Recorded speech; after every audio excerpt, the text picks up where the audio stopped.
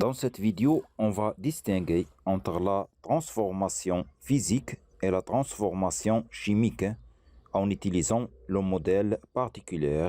Pour cela, on réalise l'expérience suivante. Dans un flacon, on verse une petite quantité de l'eau pour que le flacon ne se casse pas durant l'expérience. Et on ajoute le dioxygène dans le flacon. Puis on ferme le flacon pour garder le dioxygène à l'intérieur du flacon. Et on essaie de porter un morceau de charbon de bois incandescent. Ensuite, on l'introduit dans le flacon. On observe que le morceau de charbon brille avec une forte incandescence, c'est-à-dire l'incandescence devient plus intense.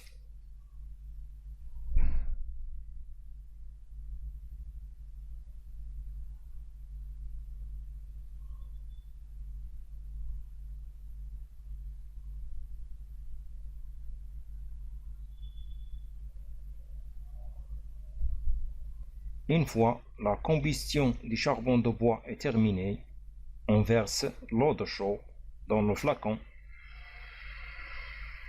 puis on agite. On observe que l'eau de chaud se trouble, ce qui prouve que le gaz dégagé lors de la combustion du charbon de bois est le dioxyde de carbone.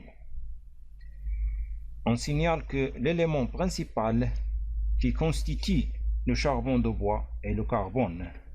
Donc, lors de la combustion du carbone dans le dioxygène, on observe que le carbone disparaît ainsi que le dioxygène disparaît aussi pour former un nouveau corps comme produit de cette combustion, c'est le dioxyde de carbone.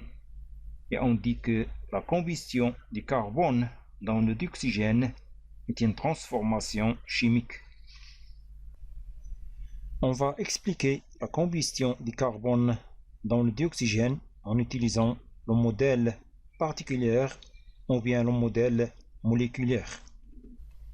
Considérons un morceau de carbone, son état physique est solide, donc les molécules du carbone sont liées. Qu'on modélise sa molécule par une boule noire, on porte ce morceau de carbone incandescent sous l'effet d'une flamme. La combustion du carbone s'effectue dans le dioxygène. Qu'on modélise sa molécule par deux boules rouges, on observe lors de la combustion que deux boules rouges, c'est-à-dire deux atomes d'oxygène, se combinent avec une boule noire, c'est-à-dire un atome de carbone, et on obtient trois boules liées, deux rouges et une noire. C'est le modèle de la molécule du dioxyde de carbone.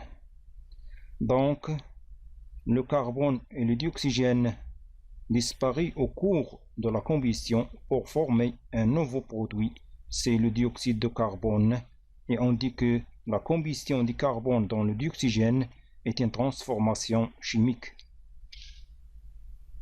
Avant la combustion, on a le carbone qu'on a modélisé sa molécule par une boule noire et le dioxygène qu'on a modélisé sa molécule par deux boules rouges liées.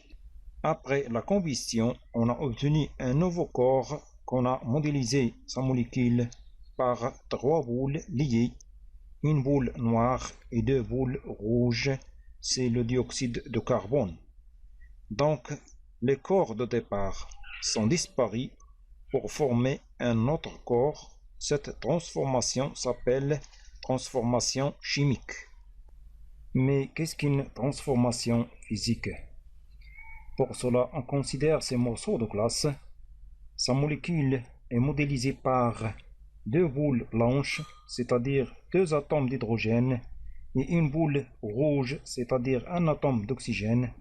Après la fusion, c'est-à-dire l'eau change son état physique de l'état solide à l'état liquide. Sa molécule est aussi formée par 2 atomes d'hydrogène et un atome d'oxygène. Après la vaporisation, c'est-à-dire l'eau change son état physique de l'état liquide à l'état gazeux, et aussi sa molécule est constituée par 2 atomes d'hydrogène et un atome d'oxygène. On observe donc que l'eau passe d'un état physique à un autre sans modification de la structure moléculaire. Et on dit que le changement d'état physique de ce corps est une transformation physique.